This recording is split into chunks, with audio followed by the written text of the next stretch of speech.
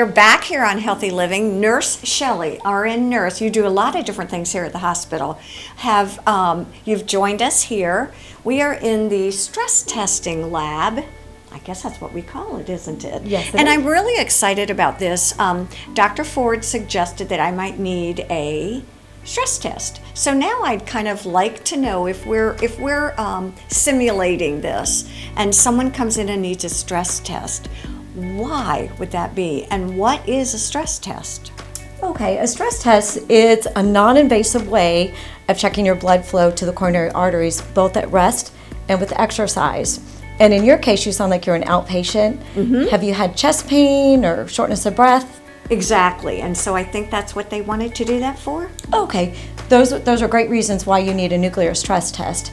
And so as long as you have not had a heart attack in the last 2 days, a pulmonary embolism, or you have unstable angina, so you're coming here because you have history of chest pain. Correct. And we want to figure out why. So it looks like you're physically capable of getting on a treadmill. Yes. So we are going to exercise your heart naturally. So are there different kinds? If I couldn't get on the treadmill, what would that look like?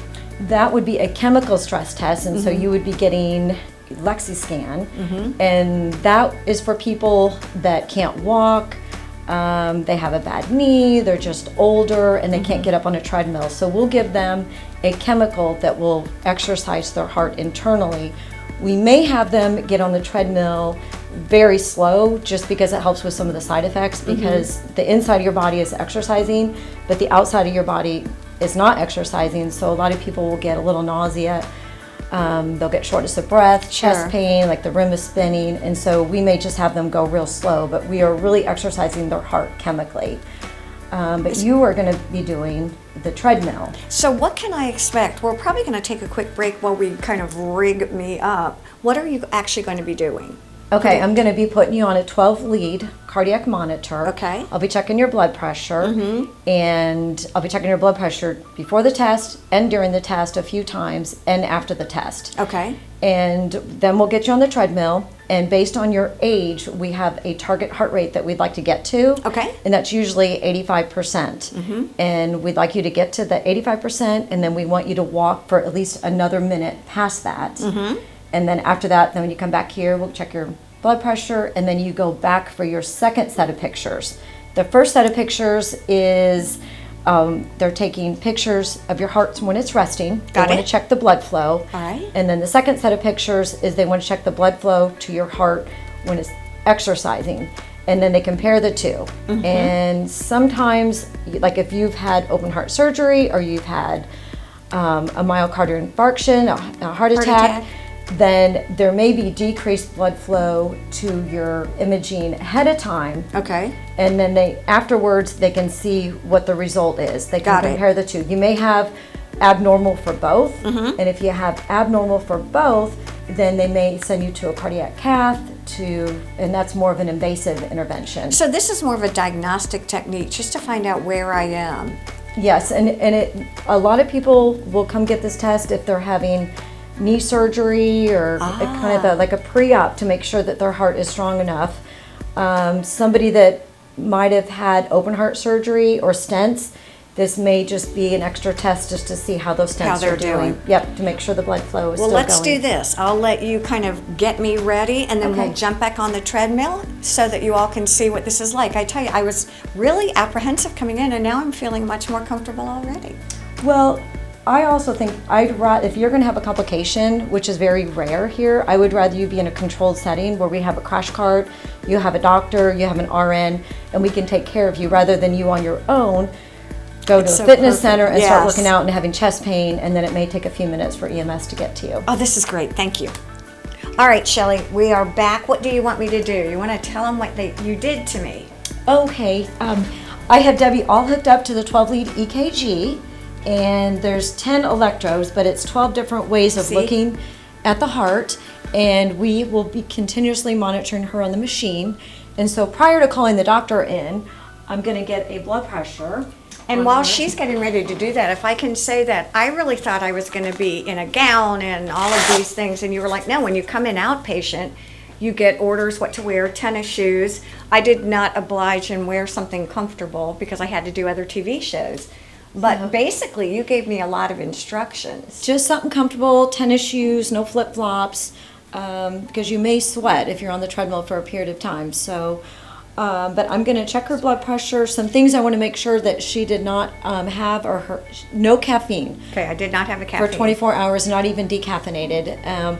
Also, one thing that she should not have taken are any kind of medications that would lower your heart rate, like a beta blocker. Did not. Okay, and also we recommend that you bring those medications with you so that you can take them as soon as your test is over. Okay. So did you have any caffeine I did not. or beta blockers this morning? No. Excellent. All right, well, I'm going to get your blood pressure, and we're going to be checking the blood pressure before, during, and after the test. And why do you do that? The reason why we check a manual blood pressure is because, number one, it's the most accurate. We could do the machines, like when you go to the ER, when you have a blood pressure machine, they take too long. Okay. We want to make sure we're getting a blood pressure on the spot when we need it. Got it. Okay? Got it. All right. So we do blood pressure, and then, I guess I have to be quiet for a second when we're doing a blood pressure. I know, Gustavo. Is that hard and to do Megan for are you? like, yes. Is that hard to do for you? A little bit. All right. Let's do this one. Dead air.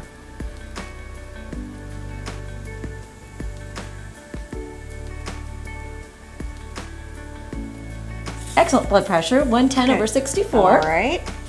Not bad for 66, old lady, 9 grandchildren. No, and if the blood pressure is too high at this point, we may not do the test. Okay, Because okay. we don't want to stress the heart too much. Okay. So. Because I would imagine you're a little stressy right now because you kind of got all kinds of goodies on. And Yeah, and sometimes that happens, so I may wait 10 minutes and just kind of calm the patient down a little bit and then recheck it. oh, this is so helpful. So what we do at this point, we'd get a consent sign to go over all the risk and for the test and the reason for the test, and then we would call one of the cardiologists in. Okay. And Am they I would going come up? in. Yes. Okay. And then we'd get the patient on the machine. I like to know there's a big red button here. And I need to do like the pre-test Okay. and the blood pressure. I will say, just for simulation, sometimes it's fun to know the behind the scenes. I'm wearing Shelly's tennis shoes right now because I was not necessarily appropriately dressed. So we do whatever we can do. That's right. Exactly. Happy to lend them to you. Thank And then prior to doing the test, I would also run a 12-lead EKG. Is that what we're doing now? That's what we're doing. I don't feel And we have a really good rhythm, as you can see. It's really interesting. I'm trying to be a compliant patient here, but I have so many questions. You're doing great. So then we're going to go ahead and start the treadmill. Okay. So I want you to hold on up here. So do you recommend you hold on? Just hold on lightly. Okay. And it's going to start off kind of slow. So that people get their footing? How does this really work? How is it calibrated? Does it go up every It's going minute to go or? up every 3 minutes. It's Okay. going to go up in speed and up in the slope, your grade. Okay. And that's usually what gets people is going up in the grade. The grade, okay. Is there a typical time that you keep people on, or like you said, it's more to get your heart rate up? Right here, Debbie's at 50%, 57% of her target heart rate, and that's based on age. Okay. Usually you take 220 minus their age, and we're trying to get her up to 85% for at least 1 minute. Okay. I thought my target heart rate was like 135, Well, you're based on my age. 140 140. is what this machine is calculating, and we're trying to get 85%. Oh, got it. So- Okay, got it. Now, are most of the people, are you questioning them when they're on the treadmill? Are Usually they- you're just kind of showing them, like, you're completely fine, you're doing great. Okay. Because there are some people that cannot stay on the treadmill and cannot get up to 85%. So we'll have to turn off the treadmill, and then we get them on the stretcher, and then we have to give them the chemical, Okay. which is the LIVING-Scan, and then we have to talk them through that. So what are you looking for? I mean, are you monitoring as I'm going Yep, up? I'm monitoring for ectopy, any kind of arrhythmias. Some people have arrhythmias when they exercise, that is to be Okay. expected. Usually that will stop when they get off the treadmill. We're also looking for very dangerous arrhythmias like VTAC, VFib. Okay. And that's when we would have to get the crash cart. But that is very rare, like 1 in 10,000. And because we only have about a minute left, let's assume the fact that we've hit the maximum heart rate and we're winding down. I come off of the treadmill, and then what happens? Then I help you over to the stretcher, and I usually give you some water, something to drink, check your blood pressure. And then I'm good to go. We want to make sure your blood pressure is pretty much close to the baseline where you started.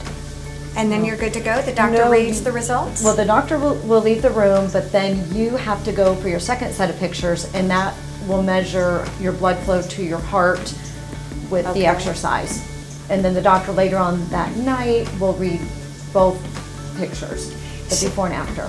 I really appreciate you doing this, so stay tuned. I think we'll be back here to see some other things at another time. Thank you, Shelly. You were great. You're welcome. Thank you so Again, you've much. made this so easy. Thank you all for joining us. pleasure. I have to finish my stress test here on Healthy Living. Thank you.